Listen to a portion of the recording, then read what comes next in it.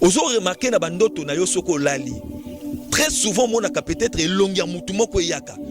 Et mari to femme de nuit azwaka bilongia bato belé. Il peut prendre le visage de ton père, il peut prendre le visage de ton frère, il peut prendre le visage de ta femme à cause de elongi nyoso. Juste pour na koya koluka ko détruire na katia vie na yo. Et il a compris que azalaki na ignona un être spirituel, mutu moko amona kité. Et c'est très dangereux, très dangereux. Ce qui ont lali au moni phénomène on a boutou, na tongo la muki au moni sémence. C'est très dangereux. Très souvent, nous les humains sur la terre, tout ça la barrière rébellée. Tozo sambela, tozo tambola, mais tozo ebate que il existe aussi un monde spirituel qui est en conflit avec le monde physique. Nous avons remarqué que les diables aujourd'hui, azoya ko semer négativité na kati ya vie ya batu pona ko luka ko déformer bolingo na nzambe na bomo ya batu. Bozali ebele bokota l'émission de partout na pesi bino mbote. Mbote bala nyonso ya Chebiso TV. Oui malamu na mission na bino réponse à nos questions. Yande ko na bino. Na pesi moyini na mbote, moyini mbote, moyini bonjour, moyini na bonsoir.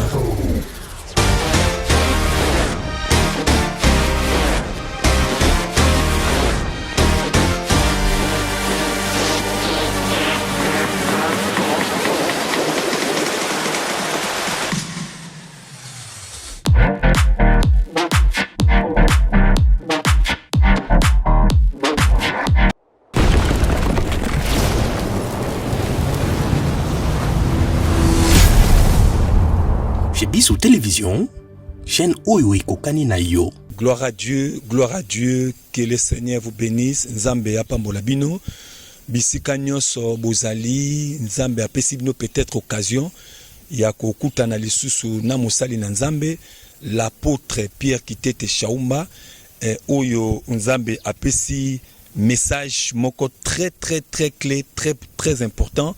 Lelo tolingito parler na bino makamoko oyo batebele bazako vivre yango mais bazana ignorance pe makamongo eza na base ya destruction ya ba vie ya batebele mais sans pour autant savoir. Mais avant tout, je veux que nous puissions d'abord prier pour tokota na vivre message na biso mais na ngina encourager na nous maman papa mwana ozola na ngai sikoyo komeka ko changer chaîne landanga na bokebi parce que Dieu veut te parler. Quand j'étais dans la prière, ce sont des messages oyo nzamba pesa ngai pour na partager na libota na nzambe et aujourd'hui nous sommes en train de récolter plus de 85% ya témoignages ya batu o ba moni loboko na nzambe na kati ya vie na bango. Na ngi d'abord to prier ensemble pour tokota na kati ya profondeur ya maloba ya nzambe oyo abombeli ngai na yo. Père de gloire na bondeli faveur na yo likolo na mutu nyonso oyo azi occasion soki na tongo soki na pokwa ya kolana mateya oyo na kombo na Yesu ngolu na yo nzambe ezala partage na bomo na bango pe mutu nyonso nzamba ko se retrouver na makambo oyo na sengi molimo na délivrance molimo na solution akita pona ko opérer ba miracle na kati na vie na bango na kombo na Yesu na bondeli boye amen. Merci to beteli kolo maboko makasi bisiko zali betela nzambe maboko parce que je sais que le Dieu de la Bible a tellement déjà pour na kopesa yo victoire na kati na bomo na yo landa makamo na bokebi tu vas te retrouver parce que eza makamo o batu ba ignoraka mais nzokande eza na impact moko négatif influence moko négative na kati na bomo na bato mais aujourd'hui l'Éternel nous a donné ce message pour amener dans ta vie dans ta famille afin que vous puissiez trouver la délivrance la solution pour que vie na yo ezala réellement libre nzama pambola yo.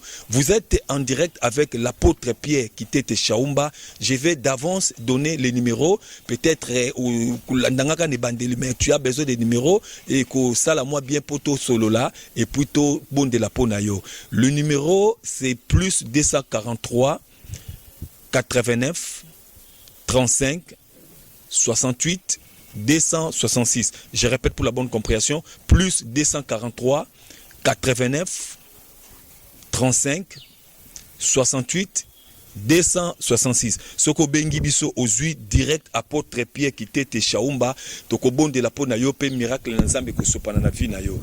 Aujourd'hui, nous allons parler un thème, un sujet très important oyo oza ko s'attendre na ngote peut-être. un sujet très important. Ils ont nuire vie na yo physique, ils ont nuire vie no spirituelle, ils ont nuire vie no professionnelle, sans pour autant savoir. Nous allons parler sur les phénomènes mari et femme des nuits. C'est ce que nous sommes en train de parler sur les phénomènes mari et femme des nuits. Tolngi tolobela makambo parce que ba te belé baso vivre na phénomène oyo ba yebité. Mais baso kuta na kaka na ba problème na ba plan professionnel na bango, baso kuta na ba problème na ba mariage na bango, baso kuta na ba problème na santé na bango, mais baso yebate nani azana base ya ba problème oyo ba kutani nango. Problème oyo eza ko nui ba vie ya bato belé. Nous avons récolté des témoignages partout na ba mboke belé oyo bato ba yebaki te ke baso tambola na ba mari to pe ba femme de nuit na kati ya bomo na bango. Alors, bah être spirituel wana soki ba apparaître na vie ya mutu, ba s'accrocha kamakasi na kati ya vie ya mutu. Et bayaka na mission kaka moko ya ko détruire. Bayaka na mission kaka moko ya ko boma. Mission bayaka nango yangwana. Et aujourd'hui nous allons parler sur l'origine ya ba femme to mari de nuit et puis to koloba conséquences il y a ba femme pe mari de nuit au bazako sala au bazako produit na kati na ba vie ya bato. Et puis nous allons aussi parler de la délivrance, comment être délivré na puissance wana ya femme pe mari de nuit. Nzambe ya pambola yo bisika ozolanda biso landanga la bokebi, tu vas comprendre peut-être destruction musala na yo ezalaki phénomène oyo. Au Kanisa, peut-être tu n'étais pas intelligent ou tu as commis une erreur dans le travail alors que non, c'est lui qui est à la base. Je viens de dire que bateau yo bazana 85% na base il y a destruction ya vie ya bateau. Et si dans ta vie oso tambola na ba phénomène oyo bazo ya na bit kaka moko ndenge na bandeli koloba ya ko détruire vie ya mutu. Et il faut pas péter à koboma vie à mutu. Il y a ko écarter mutu musika na bénédiction. Il y a ko écarter mutu musika na ba réalité oyo nzambe abongisa ki pona bomo na ye. Nzamba pambola yo. Nalingi totanga Bible na verset à Jean chapitre 3 verset 16. C'est un verset connu de tous, mais ça verset au bazolo ba bolingo na nzambe. Bible dit que car Dieu a tant aimé le monde et qu'il a donné son fils unique afin que quiconque croit en lui ne périsse point, mais qu'il ait la vie éternelle. Nzamba lingaki mokili pe apesa ki mwana na ye Yesu, mwana likinda na tinete mutu nyonso akondimela Yesu akufate, abebisama te, akoya te, akita te, alela te, azana na mabete, azana ba problème te, mais azwa vie éternelle, vie en abondance, vie dans la joie, vie sans inquiétude, vie na kati ya libération, vie na kati ya liberté. C'est ça l'amour de Dieu. Mais nous avons remarqué quoi?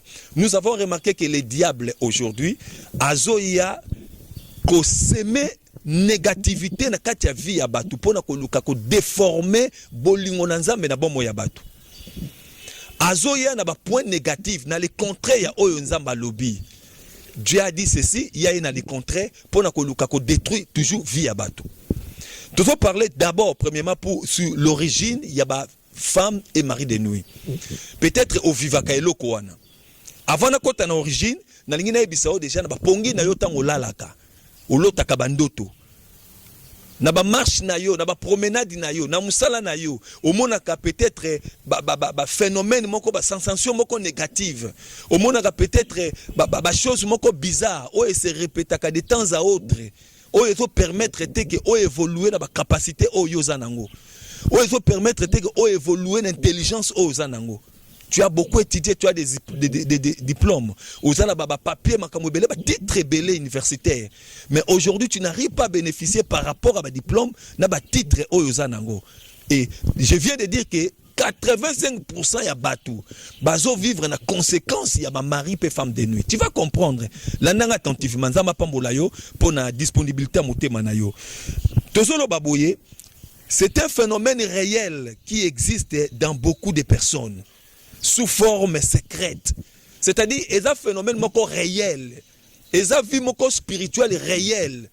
O ezo vivre na kati ya bomo ya batu belé. Mais vivre nos vivre na manière secrète, na manière moko cachette, sans pour autant savoir que tu marches avec quelqu'un que l'œil ne voit pas, mais il est là. Tu dors avec quelqu'un que l'œil ne voit pas, mais il est là. Il est toujours présent à côté de toi pour te contrôler. azo contrôler ba mouvement na yo, azo contrôler ba marche na yo, azo contrôler ba sortie, azo contrôler tout ce que le projet tu es en train de faire. Lui il est là pour te contrôler. Et s'il voit que le projet veut atteindre son point négatif positif, il viendra pour mettre la limitation. Donc, mari to femme de nuit ayaka na vie na mutu pona kopesa mutu bonheur te. Mais yaka pona kopesa malheur. Ayaka na vie na mutu pona kopesa joie te. Yaka pona kopesa le contraire ya joie. Donc lui il vient pour donner le contraire de ce que Dieu a donné à l'homme. Phénomène wana nde batu mingi baza kobika. Message clé à mari de nuit est dans la message ya destruction. Yetango azoya na kati ya vie na mutu, azoya pona ko construire te, mais azoya pona ko détruire, azoya pona ko ravager, ko bebisa, ko déformer. Oyo nzamba bongisa ki pona mutu. Oyo mutu pe a préparer ki pona lobby na ye. Ye azoya pona ko déformer, azoya pona ko détruire, azoya pona ko bebisa. Ozo remarquer na bandoto na yo soko lali. Très souvent monaka peut-être elongi ya mutu moko yaka. Et mari to femme de nuit, il peut prendre le visage de ton père, il peut prendre le visage de ton frère, il peut prendre le visage de ta femme, à cause de elongi nyoso. Juste pour na koya ko luka ko détruire na katia vie na yo. Quelqu'un m'a posé la question, mais je dors bien. 1 mois, 2 mois, 3 mois, na bien abino. Na katia phénomène mari femme de nuit, ayaka chaque jour na vie à mutute. Ayaka soit périodiquement, ayaka chaque par année, ayaka chaque peut-être 2 ans après, 3 ans après, azozonga pona koluka ko contrôler yo, kota la évolution négative ce qui est assuré na katia vie na yo. C'est ça son rôle. Il vient pour détruire. Azoya pona o détruire. Voilà pourquoi la Bible dit que le Fils de l'homme est venu pour détruire les œuvres du diable. Mais yé azoya pona ko détruire ce que oyo nzambe a construit na katia vie ya moto. Azoya ko bebisa oyo bongisaki. Azoya ko déformer oyo formaki. Et toujours remarquer nini ba cause extérieure, il y a ba phénomène mari de nuit. Ezo mona na aspect physique ya moto. Moto sokaza possédé na milimo oyo, ya mari femme de nuit. Toujours remarquer plusieurs choses. Oyo eza ko se développer négativement na vie ya moto. Okomona mwana mobala zaki na 30 ans, okomona mwana mobala za mwana mwasi peut-être na 25 ans, mais azozwa aspect peut-être ya maman ya 60 ans. Azozwa aspect peut-être ya papa ya 70 ans. Donc baza ko déformer vie ya mutu sur le plan physique pour na ozala toujours kana ba point négatif. Nazo kutana nde komoka zolo balanga papa, je n'arrive pas à comprendre, je suis jeune. Mais ceux qui na ko luka musala bazolo balanga na mkolo. Musalo eza pona bana mike, musalo eza pona bana mike. Et la personne est venue lorsque nous avons prié, le Saint-Esprit nous a révélé que bitumba o mutu azo traverser, eza bitumba ya phénomène femme et mari de nuit. Donc ba vieillir mutu, ba rendre mutu grand, ba bebisi aspect extérieur ya mutu, ba détruire le lenge ya mutu. Na seul bit kaka ke mutu akutana ba échec, mutu akutana na désolation, akutana na déception na katia vie na ye. Voilà ce qu'on est en train de faire dans la vie de plusieurs personnes aujourd'hui. Tu pries aux obon de l'anzam, aux oko gêné. Mozo yeba esprit ni no telemelioté. Nalobaka toujours na batu. Dans la vie, si tu veux réussir, dans le monde spirituel, si tu veux réussir, il faut connaître l'esprit qui te combat. Si tu ne connais pas le monde des esprits, ça sera difficile. Tu vas vivre à batu belé, mon frère. Azot trouver origine na ba sens belé. Origine ya ba mari de nuit. De quoi tout nanga ba papa mais nata na mili mona origine e ya kandenge nini e banda kandenge nini. Écoute-moi très bien attentivement. Enseignement o ekoede yo. Très souvent nous les humains sur la terre tout ça la barrière rebelle. Tozo sambela, tozo tambola, mais tozo yebate que il existe aussi un monde spirituel qui est en conflit avec le monde physique. Quand je parle de monde spirituel, tozo mona monde de lumière. Ou est un monde yanza, mais peut-être au monde ya ténèbres, ou est un monde ya diable. Et le diable travaille avec les sorciers, avec les démons, bazo travailler en collaboration na unique but ya ko détruire vie na yo na sena mokili.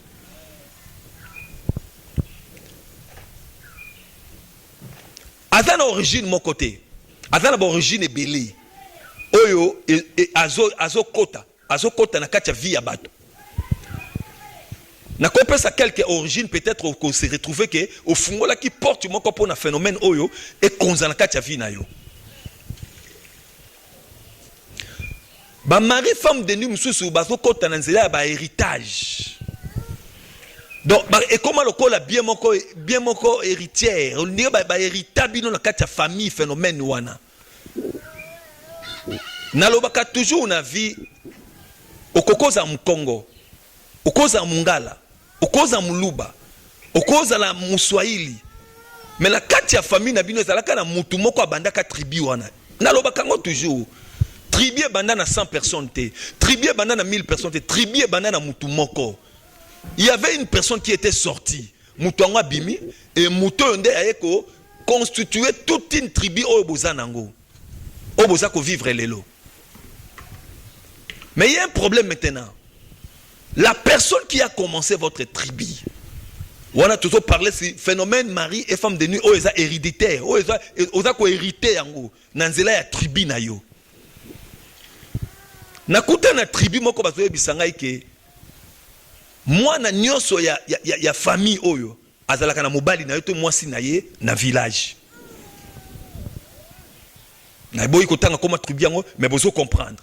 Moi na nyonso ya famille ezala mobali ezala mwasi azalaka na mobali ne moko bona village ya famille na ye kaka e mutobo soki akutena mobali na nzela mobali ni ko bala ye baza ko obliger mobali ko yebisa mobali ke azana na mwasi moko na mboka to azana mobali moko azalaka na mboka donc il faut luka o régler compte na mobali azana mboka o azana ndeko na ye on règle compte na mobali wana po na mwasi na azala libre botambola ne normal et ce qu'on règle compte na mobali azana mboka te toute ta vie dans les mariages tu auras des problèmes.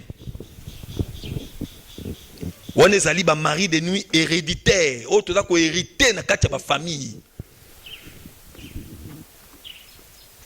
Il y a des gens au baza ba produit ba inceste abotami inceste na relation ya cousin na cousine. Yo za produit ya cousin na cousine. Bozo mona ba origine place ba makambo ezobima. Otambola ko yebi yango très bien. Oza produit ya cousin na cousine. Otambola ko yebi yango très bien que oza produit ya noko na yo. Noko na yo kutana kana ndeko moko boye ya famille peut-être mona tata mwasi nde yo bimi. Bon, yo yebi sanga siko mutu aboye. Semence nini ya yambi.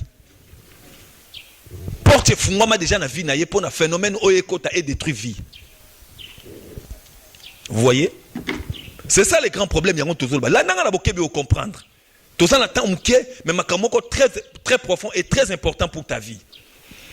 Parce que nous avons remarqué, le Seigneur nous a beaucoup parlé que la vie de plusieurs personnes est détruite. Le colère va phénomène sans le savoir. Toi tu penses que mon ami, camarade nangana linganga te aboy na kota musala. Maman wana linganga te eza phénomène mari femme de nuit, muteza ko empêcher batuba pousse na vers yo avec amour. Mutazo pousse na kan esprit à ko détruire. Mutazo pousse ils sont en train d'utiliser les gens, ton entourage rien que pour ton échec. Origine na bango misu c'est ndenge nini. Ba misu bazokota na nzela ya biloka kolia. Bamsu bazokota na nzela bilamba kolata yo zalaka na bitida kosomba bilamba ka ya kala bilamba ya kala bilamba soit tozolata ka bilamba mutu alata ki atoki la me comme salite nde yo ziolati eza ba porte musu to fungula ba phénomène oyo kota pe konzala kati na vie na biso bana baso bazana la bitide mso asengi ne connaît camarade ne mo poudre pakoli asengi ba biloka ya maquillage ba beauté atie eza ba porte to fungula ba phénomène na kati ya vie ya bato. Voilà pourquoi vie nous est télémi, voilà pourquoi vie nous est déformée, voilà pourquoi vie nous est sous la sensité, à cause du phénomène Oyo. Mais aujourd'hui, je suis venu te montrer l'amour de Dieu. La Bible dit que car Dieu a tant aimé le monde, il a donné son Fils, unique afin que quiconque croit à lui ne périsse point, mais qu'il ait la vie éternelle et la vie en abondance. La vie dans la joie, pas dans l'inquiétude. Donc, on a tolobi sur origine. Si on a des conséquences pour que la délivrance, tu peux prier pour nous. Les conséquences, il y a mari, femme de nuit et zanine. ndeko mwa lobi ke ye na vie na ye soki alingi mwasi lelo 1 mois 2 mois mwasi akomi na mécontentement envers ye azo comprendre te comment na bina ndeko o photo sambela tangu to bandi prière nzamba ye ko révéler biso nzoka ne mwana mobalo babwakela mauvais sort azalaka na femme de nuit moko boye oya visitaka ye périodiquement même par trimestre même par an même 2 ans 3 ans 4 ans après a visitaka ye et femme de nuit on attend a visitaka ye ye na butu alali azomona manifestation ya mwasi ya butu na kati nzoto na kati nzoto na chambre na ye azomona baso sala pena bolingo neti mwasi mobali basalaka et mwana mobali otango alamuka na tongo boye amoni semence eza ya kobima. Donc il a compris que azalaki na union na un être spirituel mutu moko amona kité et c'est très dangereux très dangereux ce qui olali omoni phénomène on a butu na tongo lamuki omoni semence c'est très dangereux très dangereux so comme na niveau monaka semence c'est très dangereux benga na numéro otobondi la pona yo toyebisa yo eloko ni eza ko jouer comme conséquence na vie na yo échec ozokutana nango eza makambo yo bitumbo ozokutana nango eza makambo yo mwana mobali alobi amona ki semence nzokande na monde spirituel azalaka ne déjà na bana parce que tant semence ezobima ebima kapona okende ko produire semence ebima pona okufa te semence ebima pona ko produire mwana mobali oyo na vie normale boye abalité abotité mais soka kutana mwana mwasi 1 mois 2 mois 3 mois mwasi fakima voire même 1 année voire même 2 ans et banaka malamu et suka kamabe mwasi fakima. Pourquoi moi ça dokima? Parce que spirituellement azana mwasi abutu ou azo contrôler pe azo ya ko contrôler vie na ye. C'est-à-dire la femme de nuit est là pour te contrôler. Azaka na jalousie makasi ko leka jalousie abata mokili. Lui il a la mission qui est de détruire et de tuer. Soka yé amoni eki ozui mwasi moko boye. O s'attacher fortement na mwasi wana. Yazo lukanini akabola bino. Yazo lukani a détruire. Mais si elle n'arrive pas à détruire, à boire que le mauvais sort, c'est-à-dire à boire que le bescrément, à boire que le solomon qu'on a nzoto, oh vous allez rabattre mususu, attends la cause kaka solo, attends sous kolimai, attends solo, attends pas koli parfait dans la casse solo, il a un mauvais sort. Les gens ne comprennent pas. Ndeko azo zo ba citron, azo pakola, azo sukola nzoto na ba citron. Tina sa ba anche, azo sukola na ba citron, mais odeur, ils aussi laté. Babo quel est mauvais sort. Phénomène femme de nuit. Mauvais sort pourquoi? Parce que Adala n'a partenaire dans le monde physique. Mais ce qu'on a persévérer dans le partenaire dans le monde physique, soit à quoi Luka abo ma partenaire wana. Nous mon abatu misusu, mobali moi si bota va fiancé, une année 2 ans on préparer les balles moi si akoufi. Une année 2 ans 3 ans on préparer les balles mobile piquer crise AVC. Une année problème est bimi bokabwani. Donc azoya toujours pour na ko kabola pe ko détruire. Ndenge na lobi bit na yeza la pour na ko construire mais bit ne doit pour na ko bebisa. J'ai rencontré quelqu'un qui était très intelligent. Il travaille quelque part dans la société moi qu'on a globaté.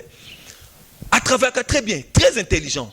Mais mutoyo soka bandi musala suka kama la mute. Soit tu vas payer salaire moi comme médiocre. Soit tata zui mbongo na fin du mois bo payer ata $10,000.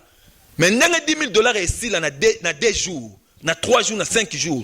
Lui-même, il n'arrive pas à comprendre. Pourquoi? Aza la responsabilité spirituelle, oyo aza ko gérer. N'est pas gérer la responsabilité physique. Parce que quand tu as une femme de nuit et que vous produit na yebana, yeba ke bana na bazana charge na yo.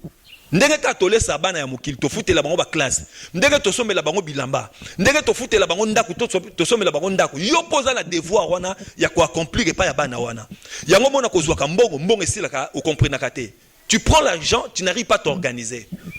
Regarde tes amis qui na bango bokola na bango batonga bandaku batonga ba immeuble basala makama minene mais toi etikala ka histoire na simba ka 10,000 na simba ka 20,000 na simba ka 50,000 na simba ka 100,000 tu n'arrives pas à comprendre que ça na phénomène wana mon frère. Il faut passer la délivrance. Il ne faut pas insister, il ne faut pas persévérer dans point négatif aux hommes et aux simbatés. Nous sommes dans le monde physique, mais il y a des réalités spirituelles qui combattent le monde physique. C'est pas pour rien Jésus abanda ko matana ngomba na butu no sa bondela pona ko vaincre ba phénomène physique auto dans na mokilio. Nzama pa mula muto azolanda. Maman azoye bisanga na zo bondela pona na matadi. C'était une jeune maman. Une jeune sœur d'ailleurs, c'était une jeune sœur na matadi. Aye na bureau tozo solo là. Nzoka ne mwana mwasi oyo abota bana 4 na monde amulili. Mais mwana mwasi aye baki mobilité. Mazo comprendre te bassin na yezo vimba. Ya bassin yezo bima lokola mwasi azo melisa mwana. Azo comprendre te. Et ce que tali mwana mwasi o azaki mwana muke azui forme ya mukolo ba déformer ye. A komi lokola tantine, lokola maman. Ba déformer ye. Eza moko ya ba aspect extérieur. O ezo ndimisa ko za na phénomène wana. Oza na 20 ans comme lokola maman ya 50 ans. Oza na 25 ans comme lokola muta 60 ans. Ba déformer yo. Nzoto oza na ngwani za yote. Et ça là batu ba sakana kala ba on a buto. Olali bazo sakana no. Olali bazo sacré cran là. Tu vas appeler, nous allons vous aider. Nzama pambula muto azolanda biso. Mwana mwaso yo azui forme ya muto aza mukolo ya mama mobima alors que azalaki mwana muke. Bayena famille na bango, bayena ba papa na ba mama na bango, ba bito do comprendre te mwana na biso mai ezo bimé na bassin, lokola mutazo belisa, azo melisa. Et quand nous avons prié, nous avons remarqué qu'azalaki na bana na monde spirituel. Vous voyez les choses qui se passent. Quand tu y as la femme ou le mari de nuit, à ko permettre yo te bo jouir na katia mariage na yo. Tu es marié, mais lui il vient souvent pour na séparer bino. Qu'est-ce qu'il fait? À ko créer que yo mobali na mwasi bozala na incapacité à kobota bana. Au Kenya de hôpital, je crois bosali 10 ans, 12 ans, 5 ans sans avoir d'enfant. Bokina de hôpital, bo se consulta, mais docteur alobi que mobali ozana problème té. Alobi pe moi ça na problème té. Mais qu'est-ce qu'il vous manque bobota? Mobali ozana problème té, moi ça na problème té et lo connaît vous manquer bobota. Moni phénomène ngo ndenge salamaka. C'est-à-dire, Azoran Gabilo est incapable de la bana. Pour y nourrir bana na ye. À chaque fois que Mobali a moi si soit Azo soit sémence, il y a Mobali. Et toi tu penses que moi c'est qu'on produit, mais il y a Azo soit sémence, il y a Azo yiba sémence. Et plus tard au monde entre moi c'est Mobali le la production est conflit et quand les familles commencent à parler, bah comme le conflit Tibo Kabouani. Qui est à la base de ça? Femme de nuit. Azana base ya makambo ebele. Plus loin azo que ne ko détruire même ba travail ya bato. Tu travailles quelque part. Ako kene ti est pas ya directeur, ti est pas du personnel. Azo que ne côté pas n'importe qui, na ini qui pensait ya ko détruire vie ya mutu. Phénomène femme mari de nuit. Eza phénomène moko ya ko boya na vie na yo. So que loko ane kangami yo. Mon frère, il faut te lukanzambe. Ndeko lobi nanga ba bondeli po na ngai. Mais nazo mona ezozonga. Ba bondeli po na ngai ezozonga. Le problème c'est quoi ba bondeli po na yo? Mais est-ce qu'on a prié pour toi par rapport? Il y a ba principe, il y a délivrance, il y a femme pe mari de nuit. C'est ça le grand problème.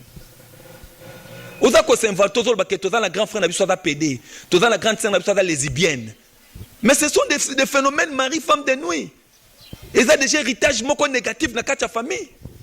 Quand vous avez un frère pédé, quand vous avez une sœur lesbienne, et ça déjà ma belle phénomène moko négatif. Yo ebisanga mwana pédé ko hériter sémence nini. Yo ebisanga mwana lesbienne ko hériter sémence nini. Tozo fungola ba porte pour na femme pe mari de nuit à côté na katia vie ya mutu. Maman azo ebisanga nini? Papa na komo lala kutu na pantalon ya jean, na kangi sentir makasi. Pour nous comprendre. Mais maman talali na pantola jean. Na tonga omona ba fungoli jean, ba fungoli ceinture et atamboli na mobile lokola ba tambola na mobile ya solo. Maman zo comprendre. Je bénis le Seigneur parce que maman ayaki to bondeli na ye, to bon lelo maman o ya vu délivrance na ye. Azola la pongi doux et agréable comme promet la Bible. C'est un phénomène qui est en train de ravager, ça détruit, ça déstabilise. Et ont même un blocage, ils ont même instabilité, ils ont même division, ils ont même haine, ils ont même koufa. Tu ne comprends pas. C'est pourquoi dans la vie il faut toujours prier, il faut toujours consulter les hommes de Dieu. Bapé ça comme directif. J'ai beaucoup de témoignages aujourd'hui par rapport à thème au phénomène femme et mari de nuit. Beaucoup de témoignages au batu batatoli kenza makangoli au pe batu bazolela bazolukanza beti lelo. Je répète pour na muto amoninga siko, plus de 85% ba problème abatu et ça ba phénomène. Bitumbeza makambo, yango ne télémission. Yango ne kangiyo. Nzamba pambola bato bazola nanga siko. Nangina parlé siko sur la délivrance nango na koloba mukie après na exhorter na prier pepo na yo. Babondela pona likambo yo au mona kango trop. Mais eza ko se répéter toujours. Pourquoi eza ko se répéter? Parce que peut-être délivrance nango ke na kiti na racine te po délivrance il y a femme mari de nuit faut que ti na racine. Il y a délivrance ko tiaka mutu maboko boyete tete. Il y a délivrance faut que ti na racine. Parce que tant okutani na mwasa butu to pe mobali ya butu, yeba ke bo produit déjà bana. Les enfants spirituels. Mais les lorsque basali yo délivrance, ils ont dit ba kaboli bino mais bana wana, ceux qui bazali, ba koyaka ko réclamer papa na bango. Et ça mariage, le col mariage est ça la makana nzoto boye. Ndenge batu bakena en état civil, basali mariage civil, bakena coutume, basali mariage coutume. Et ça mariage mobimba. Oh délivrance nango zo senga divorce spirituel peut ko détruire les enfants, les semences, la conséquence au besoin beau produit. Tout détruit pour aussi longtemps semences ces ali, ba koyaka ko réclamer yo. Aussi longtemps que c'est. Voilà pourquoi Moïse, tant que sa pharaon qui est tongi tobima na Égypte. Pharaon lobi na Moïse nini. Bobima me botika biloko na bino. Moïse abi jamais. Ce qui to tiki biloko na biso, bakoya ko réclamer biso. C'est ça le problème no mona kali kamongo za ko se répéter malgré aux sambela, malgré sali ba sacrifice, malgré sali ba pratique belé, olali eye. Au sali pré autorité mais olali eye kaka. Parce qu'il y a des semences qui te réclament. Voilà pourquoi nous avons la délivrance, il faut qu'on quitte tina soux. C'est la manière dont Dieu m'a donné, le système que Dieu m'a donné pour aider les gens, par les dons qu'il nous a donnés gratuitement et nous les donnons gratuitement. Ce qu'on a un numéro, parce que TV est un minute. Tu as un solo là. Na un solo là, on a comprendre et le quoi zo bundisa yo et outi wapi, le système où est côté les misavi na yo. Nde to kopesa ba principe ya prière et tu seras réellement libre dans ta vie. Tu seras libre. Nzamba pambola. Nazolo ba likambo ya divorce nango. Likambo ya délivrance nango. Délivrance nango ezanine. Délivrance nango ezatang to bondela to keneti na soux. Elisa to kota na mboko Jéricho, bazo yebisa que la ville est bonne, mais ma ezoboma. Elisa to senga mungwa alobi to keti na soux ya mai. Donc délivrance ya mari femme de nuit, il faut que keti na source, koyeba biloko nini oboza nango, koyeba ba lien nini bosala, koyeba niveau ya mariage nini bosala spirituel. Nde to keto détruit na ba semence nango, c'est alors que tu seras libre. Je suis presque à la fin de mon message. Nalingi na yebisa yo kakake, makambo ozokutana nango, appelle dans ces numéros. Ça peut être phénomène homme tetele melio. Ba bebisa yo mwana mwasi mobala okutana mobali mais mobali balingaka yo na débit mais na suka ozala toujours déçu. Balingaka on a débit mais na suka ozala toujours déçu. Qu'est-ce qu'il fait mais soko mitali boye okomika kolana le côté. Otali mo solo binza mbada malamu. Okakolele le ko côté. Ndenge Bible zo ba belle défigurer détail. Lokola Sarah zalaki. Mais ya yo likambo oza nango wana, likambo oza nango wana. Yango ne telemisi libale zo yate. Combien de déceptions dans la vie? Omitala katang msue loko nini nga ya malamu nazana ngote na nzoto mobala kokima. Phénomène mari de nuit. Mobali no sazo ya pembeni azomona lokwa obala déjà. Azomona mutu moko pembeni, azolakse munduki soko continue mwaso na obuma yo. Yo bisanga mobala boye, est-ce qu'on persévérer na yo? Jamais. Phénomène mari femme de nuit. Peut-être va peselo déjà d'autres na butu. Au côté ça qui déjà photo 4 tozong ça va d'autres wana. Nzama ko salo faveur. Je sais que on s'est retrouvé dans ma cambo. Peut-être on a ébatté que phénomène on est tamboulano parce que ça marche avec plusieurs personnes. Ça peut aussi être que l'autre no bando tongo pété, au monde kango pété. Mais au monde ka déclin na makambo na yo ya musala, na makambo ya bolingo, na ba relation na yo, ba pesi yo promesse na yo simba kakate. Nous devons prier pour toyeba bitumba oyo, ce que ça mari de nuit to kata yango to kabola bino. Peut-être détruire ba semence nous to ko réclamer yo. Tu as la grâce d'avoir l'argent. Mais quand tu as l'argent, un mois c'est trop. Il faut cela. Mais nazolo balelo lokola mosali nzambe nzamba telemi pona okangola mutu moka zola nanga esiko. Tu vas nous appeler, mais avant de m'appeler, na lingio sambela na nzambe. Avant de m'appeler na lingio sambela nzambe. Sambela nzambe yebisa na nzambe. Est-ce que makambo oyo prophète azolo beza solo? Sambela nzambe. Nzamba ko lobela yo. Sambela nzambe nzamba ko yebisa yo na simando bengi. Et quand tu vas appeler, j'ai dit au nom de Jésus, le Dieu de miracles, à kokangola yo, penzamba ko restituer yo, ba promesse na yo nyoso, o ezaki inaccompli un jour. Dieu te donnera la victoire cette année, surtout que l'année vient de commencer. Nzamba oselo makamamnen. Tu vas nous appeler à ce numéro, plus 243 89 35 68 266. Numéro yango yango les affiché na télévision na yo. Tango za ko benga ozozwa directement apôtre Pierre qui était Chaumba. Tokozwa tant ya ko solo là parce que moi je cause avec les gens. Na solo la kamingi. Tokozwa tant ya ko solo là pe na lande la vie na yo. Et après na masolo na biso nzamba ko lakisa biso nzela. Ya ko sala po na délivrance ya katia bombo na yo. Nzambe ya pambola yo ozola nanga esikoyo na pamboli bat notre équipe technique ya Chebiso TV nzamba pambola Jonathan pambola Chic binonyoso li pamboli ezaliko na bombo na bino bozanga te soki nzamba simbio obenga na numéro oyo na lingina na pamboli ba prophète o ba accompagner nga nesika oyo li pamboli na nzambe ezaliko na bango. Que Dieu vous bénisse. Je vais prier pour vous pour que la gloire de l'Éternel se répande abondamment. Père de gloire, tika maloba o tolobi et trouver place. Na mitema ya bana na yo. Pe bana na oba kangolama. Car la Bible dit que tu as aimé le monde et tu as donné ton fils unique afin que quiconque croit à lui ne périsse point, mais qu'il ait la vie éternelle. Que Dieu vous bénisse. Bye. Bozali ebele bokota l'émission de partout na pesi bino mbote. Mbote bala nyonso ya Chebiso TV. Oui, malamu na émission na bino réponse à nos questions. Yande ko na bino. napesi moyini nanga mbote, moyini mbote, moyini bonjour, moyini nanga bonsoir.